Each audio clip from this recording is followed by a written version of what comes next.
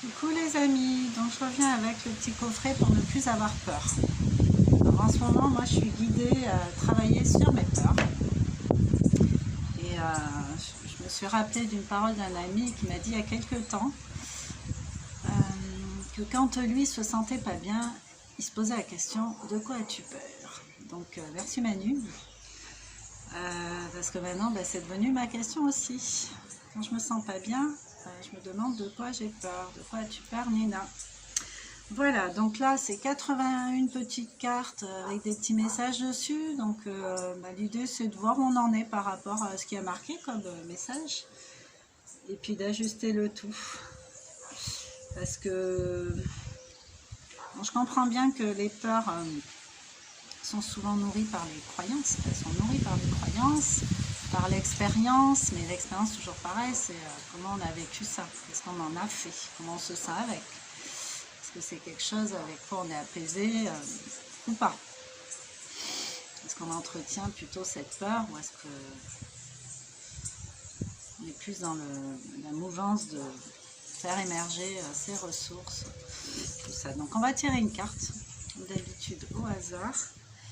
On va voir de quoi ça traite. Les peurs c'est important en fait, parce que des fois on croit qu'on n'a pas peur et puis finalement si, il y a des peurs.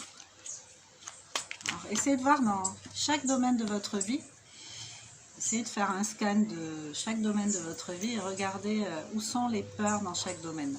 Et si possible, faire du lien entre ces peurs, parce que ça se trouve c'est une seule et même racine. Je demande de l'aide lorsque j'en ressens le besoin.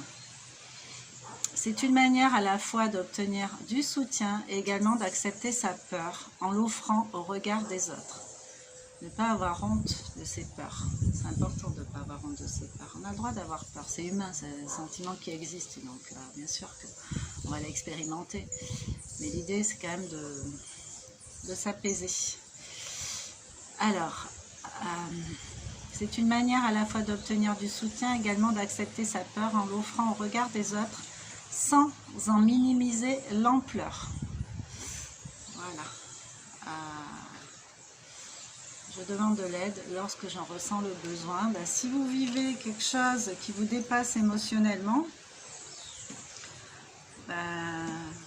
n'ayez pas honte de demander de l'aide, parce que même ceux qui ont l'air d'avoir peur de rien et tout, il est fort probable que si vraiment ils ont peur de rien, c'est qu'ils ont fait un travail sur eux au préalable.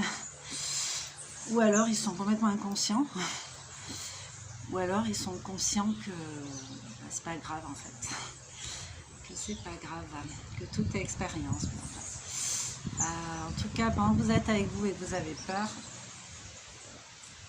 autorisez-vous à avoir peur, autorisez-vous à passer à autre chose. Et des fois, on a besoin de l'aide extérieure, la ressource externe, pour justement booster ses ressources internes et pouvoir s'apaiser, parce que de toute façon, l'apaisement, c'est pas les autres qui vont nous l'apporter. Ils vont peut-être nous donner des pistes, ou nous soulager en nous disant certaines choses, mais c'est si ça résonne à l'intérieur en fait.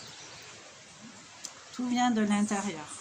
La façon de recevoir, la façon de donner, la façon de voir les choses, tout vient de l'intérieur. Donc voilà, n'hésitez pas à demander de l'aide si vraiment vous êtes à bout et que vous avez des peurs récurrentes.